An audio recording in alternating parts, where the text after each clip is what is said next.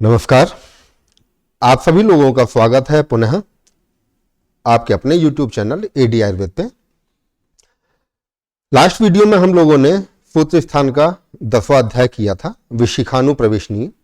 आज हम लोग 11वां अध्याय करते हैं। 11वां अध्याय है क्षार पाक विधि अध्याय। आइए शुरू करते हैं। एकादश अध्याय क्षार पाक विधि। अतः क्षार पाक विधि मध्याम व्याख्यास्यामः। यथोवाच भगवान धन्वंतरी ही, भगवान धन्वंतरी ने जैसा कि उपदेश किया है। सबसे पहले क्षार की सर्वश्रेष्ठता। क्षार सर्वश्रेष्ठ क्यों है? सबसे बड़ी चीज, शस्त्र अनुशस्त्रेभ्य, थोड़ा कम कर देता हूं, शस्त्र अनुशस्त्रेभ्य क्षारः प्रधानतमः। शस्त्र और अनुशस्त्र दोनों में क्षार प्रधानतम कहा गया है। प्रधानतम का मतलब कि इसके ऊपर प्रधानता में और कोई भी नहीं है, कोई भी शस्त्र नहीं है और कोई भी अनुशस्त्र नहीं है। इसी के आगे क्या क्या काम करता है? छेद्य भेद्य लेख्य करणात्, छेदन भेदन लेखन, इनको करने में सर्वश्रेष्ठ भी माना गया है। माना क्या गया? सर्वश्रेष्ठ है। और आगे क्यों? त्रिदोषज्ञत्वात्, त्रिदोषनाशक होता है। विशेष क्रियावचारणात् च, और विशेष क्रियाएं भी इससे की जा सकती हैं। विशेष क्रियाएं कैसी कैसी, वो जैसे जैसे हम चैप्टर आगे पढ़ते जाएंगे क्लियर होता जाएगा। विमर्श में आ जाइए, ये अच्छा है। चरक ने जलौका को प्रधानतम कहा है, ठीक है, इंपॉर्टेंट। अनुशस्त्रों में जलौका को प्रधान, अग्नि को प्रधानतर तथा क्षार को प्रधानतम कहा गया है। पुरुषो संहिता सूत्र स्थान 12वां अध्याय में कहा गया है क्षारात अग्नि गरीयान। क्षारात, क्षार से अग्नि गरीयान मतलब भारी होती है, कार्य करने में ज्यादा श्रेष्ठ होती है। अग्नि ज्यादा श्रेष्ठ है बजाय कि क्षार के। उसके बाद भी क्षार को प्रधानतम क्यों कहा गया है? ठीक है। और उसका उत्तर ऊपर जो बताया, छेद भेद लेख करणात्, छेदन भेदन लेखन करने का जो कार्य है वो आसानी से करता है। दोषघ्नत्वात्, त्रिदोषघ्नत्वात्, तीनों दोषों का नाश करता है। और विशेष क्रियावचारणाच्च, और विशेष क्रियाओं को भी करता है। अग्नि ये सारे काम नहीं कर पाती है, इसलिए अग्नि के गुण ज्यादा होने के कारण भी वह प्रधानतम नहीं है, प्रधानतम क्षार ही कहा गया है। नीचे आइए, अष्टांग हृदय में भी क्षार को ही श्रेष्ठ कहा गया है। सर्वशस्त्रानुशस्त्राणाम क्षारः श्रेष्ठो बहुनीयत्। सभी शस्त्रों और अनुशस्त्रों में क्षार को ही श्रेष्ठ कहा गया है। छेद भेद्यादि कर्माणि कुरुते विषमेषु अपि, छेदन भेदन आदि जो कर्म है वो अच्छी तरह कर देता है। और सबसे बड़ी बात यह है कि जो विषम स्थान है उनमें भी क्षार आसानी से जाकर अपना काम कर सकता है, ठीक है। दुख अवचार्य शस्त्रेषु तेन सिद्धि मयात्सु च। दुख अवचार्य शस्त्रेषु, जिस जगह शस्त्र नहीं भी पहुंच पाता है वहां भी क्षार आराम से अपना काम कर देता है और वहां सिद्धि प्राप्त होती है। सिद्धि का मतलब रोग शांत हो जाता है, ठीक है। इसी आगे अतिकृत्सेषु रोगेषु, अतिकृत्स जो रोग होते हैं, पाने अपि युज्यते, उसमें आप पान भी करवा सकते हैं, मतलब क्षार को पीने के लिए भी दे सकते हैं, इसलिए भी क्षार सर्वश्रेष्ठ कहा गया है। आइए क्षार की जो निरुक्ति है, क्षरणात्, क्षणनात् वा क्षारः। क्षरण कर्म करता है या क्षणन कर्म करता है, इसी कारण से इसको क्षार कहा गया है। याद रखना, निरुक्ति और व्युत्पत्ति में थोड़ा सा अंतर होता है, ठीक है। विमर्श में चरक संहिता में बोला क्षरणात् क्षारः न असौ रस। क्षरण कर्म करने के कारण इसको क्षार कहा गया है। न असौ रस का मतलब यह है कि यह षड रसों में इसीलिए शामिल नहीं किया गया है। चरक सूत्र स्थान 26वां अध्याय, जहां हम लोग पढ़ते हैं कि अलग अलग आचार्यों ने अपने अपने मत से अनेक भेद बताए हुए थे रसों के, और बाद में जो पुनर्वसु आत्रेय थे उन्होंने सबको कन्फ्राइज करके ये फाइनली बोला था कि नहीं, रस तो 6 ही होते हैं। आगे आइए, क्षार के गुणकर्म। नाना औषधि समवायात, नाना अनेक प्रकार की, वेरियस टाइप्स ऑफ मेडिसिन। तो नाना औषधि समवायात, अनेक प्रकार की औषधियों के एक साथ मिलने से त्रिदोषग्न, त्रिदोषग्न होता है शुक्लत्वात् सौम्य, सफेद रंग का, व्हाइट कलर का होता है, इसलिए इसको सौम्य कहा गया है। पर तस्य सौम्यस्य अपि, सौम्य होने के बावजूद भी, मतलब यह सौम्य है उसके बाद भी दहन पचन धारणादि शक्ति अविरुद्धा। शुक्लत्वात् सौम्य, शुक्ल है इस वजह से सौम्य बोला गया है, पर उसके बाद भी दहन पचन धारण आदि कर्मों को ये करता है, ठीक है, उनको आराम से कर लेता है। आगे आइए, आग्नेय औषधि गुण भूयिष्ठत्वात्, आग्नेय औषधि गुण भूयिष्ठत्वात् के, इसको क्षार को बनाने में जो भी औषधियां प्रायतः काम में ली जाती हैं वह अग्नि गुण की प्रधानता वाली या अग्नि महाभूत की प्रधानता वाली होती हैं। इसके कारण कटुकः, कटुरस वाला, उष्ण गुणयुक्त, तीक्ष्ण होता है, पाचन शक्ति इसमें होती है, मतलब पचाने का काम करता है। विलयन, विलयन का भी काम करता है। विलयन का मतलब कि किसी कोई भी अगर इस प्रकार की नोट भी है, कोई ग्रंथि भी है, तो उसको भी पिघलाने का काम कर देता है। आप लोग मोटी भाषा में ये मान के चले, विलयन का मतलब पिघलाने का काम कर देता है।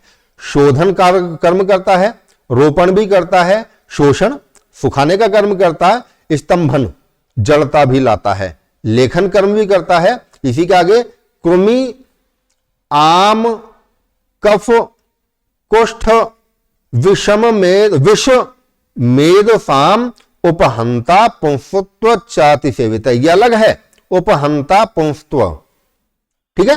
तो क्या क्या चीजें हुई कि ये जो इसके गुण है वो क्या कटुरस वाला होता है, उष्ण गुणयुक्त है, तीक्ष्ण है, पाचन कर्म कर देता है, विलयन है, विलायक है, घोलने वाला सॉल्वेंट जो होता है, वैसे शोधन कर्म करता है, रोपण, शोषण, स्तंभन, लेखन, ये सारे के सारे कर्म करता है। और कृमि रोगों में, आम दोषों में, कफ रोगों में, कुष्ठ में, विष में और मेद रोगों में, इनमें भी विशेष रूप से लाभकारी होता है, इन रोगों को नष्ट करता है। इसी के आगे है उपहंता पुंस्त्वस्य च अति सेवित है, और अगर अत्यधिक मात्रा में इसका सेवन किया जाता है तो पुंस्त्वस्य उपहंता कि जो मेल फर्टिलिटी है, पुंस्त्व का मतलब आप ये लोग माने कि जो मेल फर्टिलिटी है उसका नाश कर देता है, ठीक है, बताया हुआ भी है, अत्यधिक सेवन करने पर पुंस्त्व शक्ति को नष्ट करता है, ठीक है।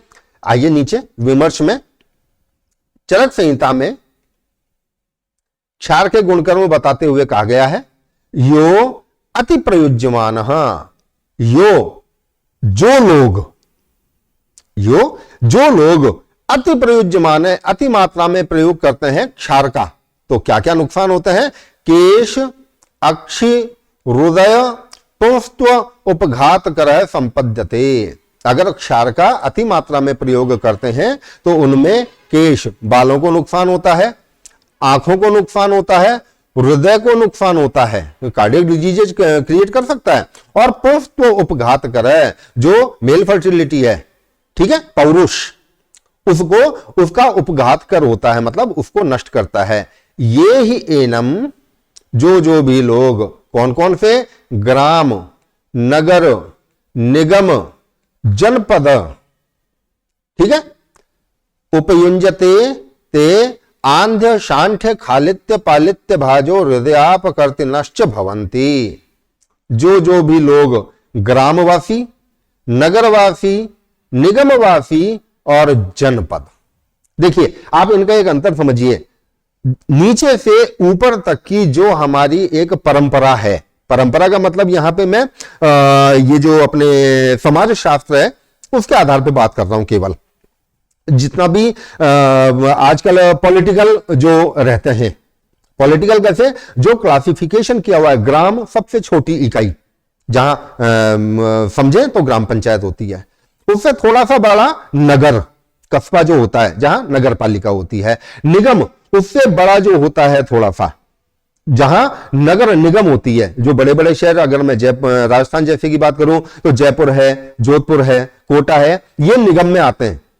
और उसके आगे जनपद, जनपद का अर्थ होता है पूरा का पूरा डिस्ट्रिक्ट, अकेला शहर नहीं, शहर अकेला जयपुर है, पर जयपुर के अंदर जितने भी छोटे छोटे कस्बे वगैरह भी आते हैं, जो जिला होता है दैट इज जनपद।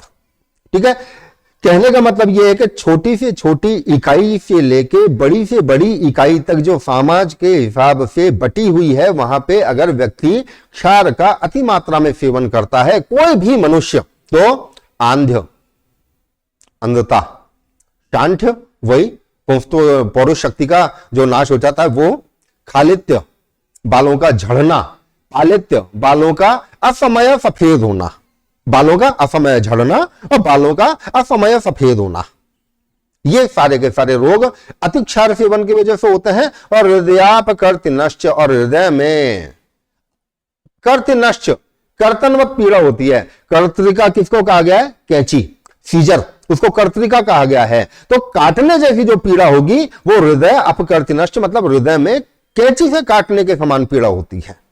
ठीक है, आगे आइए, इसमें अष्टांग हृदय में क्षार के गुण बताए हुए हैं। कितने? 10। ये जो आपके सामने पीडीएफ चल रहा है ये ध्वनि हिंदी व्याख्या का ही चल रहा है। ठीक है, और कोई पुस्तक का नहीं है। कौन कौन से गुण?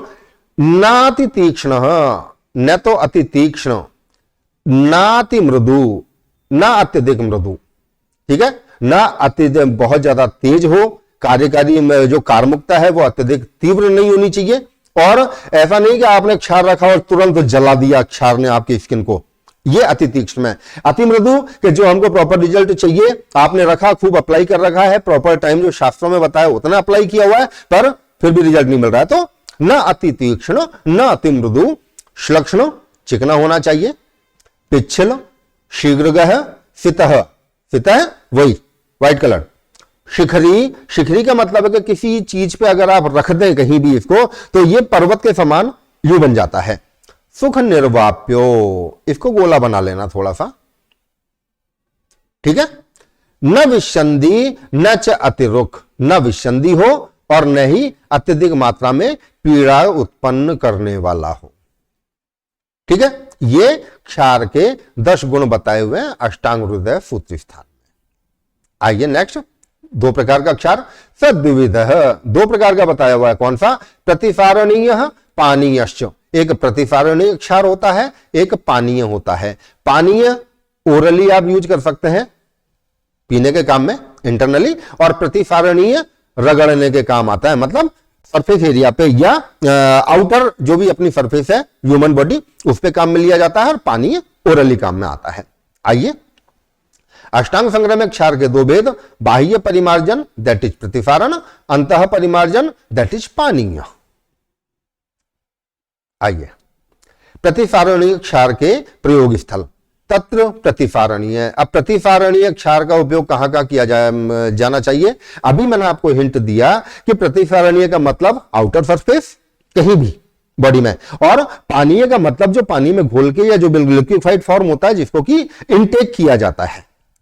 तो प्रतिसारणीय कोष्ठ, किटिभ, दद्रुमंडल, किलास, भगंदर, अर्बुद, अर्श, दुष्टव्रण, नाड़ी, नाड़ी मतलब नाड़ी व्रण, चर्मकील, तिलकालक, न्यक्ष, व्यंग, मशक, बाह्य विद्रुधि, कृमि, विषादि शूप दिश्यते, विष आदि में उपयोग में लिया जाता है। ठीक है, आइए, सप्तसु च मुख रोगेषु, 7 प्रकार के जो मुख रोग हैं उनमें भी प्रतिसारणीय क्षार का ही प्रयोग किया जाता है। उपजिह्व, अधिजिह्व, उपकुश, दंतवैदर्भेषु, तिसृषु च रोहिणीषु। 4 तो ये रोग बता दिए हैं, और तिसृषु च रोहिणीषु, और 3 प्रकार के रोहिणी रोगों में इनका उपयोग किया जाता है। किसका? प्रतिसारणीय क्षार का। एतेषु एव अनुशस्त्र प्रणिधान मुक्तम। क्लियर? क्षार को अनुशस्त्र की तरह उपयोग करने का पूरा यहां बताया हुआ है। अष्टांग संग्रह में परिमार्जन क्षार में वर्तमान रोगों को भी सम्मिलित किया गया है। ये कुछ विमर्श में इस तरीके की चीजें मैंने डाली हुई हैं जो कि जब कंपैरिजन करके आप पढ़ें या किसी भी तरीके से आप लोग अपने ज्ञान को और ज्यादा परिमार्जित करना चाहें और ज्यादा स्ट्रांग होना चाहे आपका अगर नॉलेज में आप, तो इन चीजों को वहां भी रेफरेंस के रूप में देखा जा सकता है। आइए, पानी क्षार के प्रयोग स्थल पहले बता चुका हूं, ओरली इनटेक, गर्वेश, गुल्म उदर, उदर रोग, अग्निफंग, अग्निफंग, फंग मीन्स होता है रुक जाना, रुकावट या एक साथ जुड़ना। तो अग्निफंग का मतलब यह है कि जहां अग्नि में रुकावट उत्पन्न कर, ये 5 का अग्नि, उसमें रुकावट हो गई है। आगे आइए, अग्निफंग, अजीर्ण,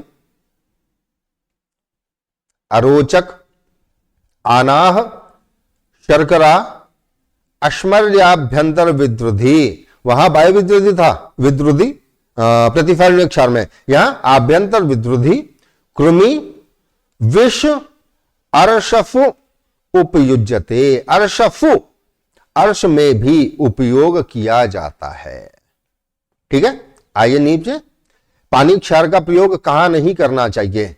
अहित अस्तु, पानीय क्षार अहितकारी होता है। अब यहां पे एक चीज है कि यहां ये तो बताया हुआ नहीं है कि ये प्रतिफारणीय, इस जगह कोई भी लाइन नहीं आई है, केवल अहित अस्तु लिखा हुआ है कि यहां पानीय का उपयोग मना किया है या प्रतिफारणीय का मना किया है। पर चूंकि लगातार बात चल रही है, अभी प्रतिफारणीय का काम पहले बोल दिया, पानीय की डिटेल अभी दी, तो आने वाला जो श्लोक है या आने वाला जो संस्कृत कोट है वो पानीय क्षार के ही लिए उपयोग में किया जा रहा है। तो अहितस्तु अहितकारी है। रक्तपित्त, रक्तपित्त में वैसे भी बाह्य कोई प्रयोग आप कर नहीं सकते औषधियों का, आपको मुख मार्ग से ही औषधियों का प्रयोग करना पड़ेगा, इसलिए भी कह सकते हैं कि पानीय क्षार का निषेध किया हुआ है। ठीक है, रक्तपित्त, ज्वरित, फीवर आ रहा हो उसमें भी, पित्त प्रकृति, जो पैतृक प्रकृति का व्यक्ति हो उसमें भी पानीय क्षार का उपयोग नहीं करना चाहिए। बाल, वृद्ध, दुर्बल, भ्रम मद मूर्छा, भ्रम मद मूर्छा, अगर ऐसा कोई पेशेंट है उसमें भी पानीय क्षार का उपयोग नहीं करना चाहिए। तिमिर परितेभ्यो अन्येभ्य च एवं विधेभ्य, ठीक है, तो तिमिर परितेभ्यो, तिमिर आदि रोगों में पानीय क्षार का उपयोग नहीं करना चाहिए। और इसके अलावा अन्येभ्यो, अन्यो अन्येभ्य च एवं विधेभ्य, और अन्य उन रोगों में भी प्रयोग नहीं करना चाहिए। एवं विधेभ्य, जो इसी प्रकार की विधि के हो या इसी विधि के हो या इसी प्रकार के हो, यहां पे इंडिकेट किया हुआ है केवल इनके अलावा और भी ऐसी व्याधियां हैं जहां पानीय क्षार का उपयोग नहीं किया जाना चाहिए। मुख्य रूप से क्या क्या चीजें? पैतृक प्रकृति वाले को, रक्तपित्त वाले को, और जिसको आमाशय की विकृति है जैसे कि ज्वरित, ठीक है, 5 का अग्नि जहां पे मंद हो रही है उनको। क्लियर? आगे आइए, तम, अब देखना, गौर से देखना, तम च इतर क्षारवत दग्ध्वा परिफ्रावयेत, तम च इतर क्षारवत। अब पानीय का वर्णन हो गया तो पानीय के इतर जो क्षार बताया हुआ है, ठीक है, पानीय के इतर कौन सा? प्रतिफारणीय क्षार। तो यहां क्लियर बोलते हैं, आचार्य कहते हैं तम च इतर क्षारवत प्रतिफारणीय क्षारवत दग्ध्वा परिफ्रावयेत। कहने का अर्थ यह है कि प्रतिफारणीय क्षार को बनाने के लिए जो जो भी औषधियां प्रयोग में लाई जाती हैं उन ही औषधियों से पानीय क्षार बनाया जाता है। ठीक है, और कैसे बनाया जाता है? परिफ्रावयेत, श्रावण कर्म करके। अब श्रवण कर्म कहां होगा? फिल्ट्रेशन, वो कहां हो सकता है? या रिफना, रिफाव कहां हो सकता है? जहां कोई लिक्विफाइड फॉर्म की चीज हो।